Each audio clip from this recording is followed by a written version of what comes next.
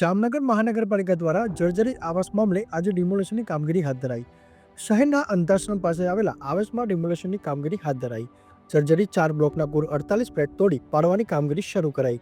મનપાની એસેસ્ટ શાખા દ્વારા બુલડોઝર સાથે ડિમોલેશનની કામગીરી હાથ ધરાઈ. જામુકીઓ એસેસ્ટ શાખા દ્વારા અંધાશ્રમ પાસે આવેલ જર્જરિત 48 આવાસ તોડી પાડવાની કામગીરી હાથ ધરાઈ. જામનગર નગરપાલિકા દ્વારા જર્જરિત 4 બ્લોકના કુલ 48 ફ્લેટ તોડી પાડવાની કામગીરી શરૂ કરાઈ. મનપાની અસટ શાખા દ્વારા બુલડોઝર સાથે ડિમોલેશનની કામગીરી હાથ ધરાઈ. બ્યુરો રિપોર્ટ, સમય સંદેશ ન્યૂઝ, જામનગર.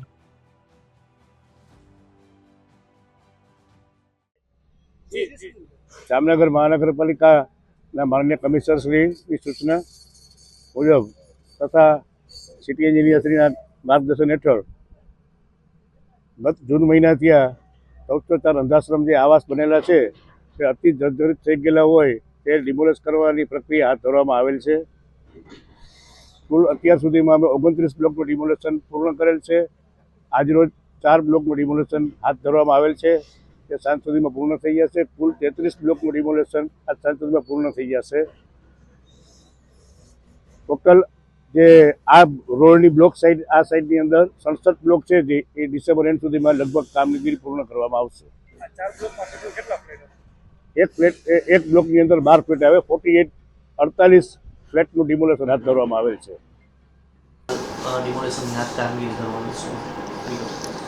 હા, જામનગર મહાનગરપાલિકા હસ્તકની 1404 આવાસ યોજના કે જે વર્ષ 2000માં નિર્માણ કરવામાં આવેલ હતી, જે લોડ બેરિંગ સ્વરૂપની ગ્રાઉન્ડ, ફર્સ્ટ અને સેકન્ડ આવી રીતે 3 ફ્લોર અને દરેક ફ્લોર ઉપર 4 રહેણાંક યુનિટ મળી અને એક બ્લોકમાં 12 યુનિટ છે આવેલા છે.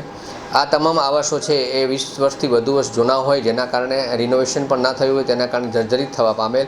એટલે ગત વર્ષે જૂન 2023માં જામનગર મહાનગરપાલિકા દ્વારા આ તમામ 1404 બ્લોકને જીપીએમસી એક્ટની કલમ 264 હેઠળ જર્જરિત જાહેર કરવામાં આવેલ છે.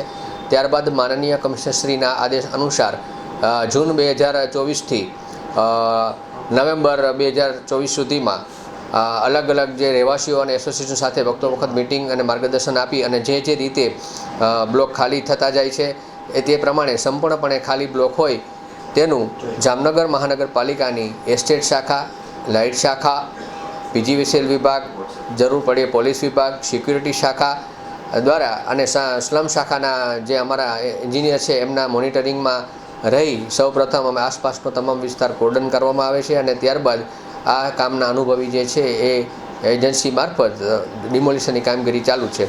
તે પ્રમાણે અત્યાર સુધીમાં વાત કરીએ તો કુલ 29 બ્લોકનું ડિમોલિશન કરવામાં આવેલ છે, જે એટલે કે 29 બ્લોક જેમાં 339 રહેણાંક યુનિટ છે એનું સંપૂર્ણપણે પાડતોડ કરવામાં આવેલ છે. અને આજરોજ વધુ 4 બ્લોક ખાલી થતાં કે જે 82, 83, 84 અને 85 એ 4 બ્લોક મળી અને 39 આ રહેણાંક યુનિટ છે એનું પાડતોડની કાર્યવાહી પણ આજે શરૂ કરવામાં આવેલી છે, જે સાંજ સુધીમાં પૂર્ણ થઈ જશે.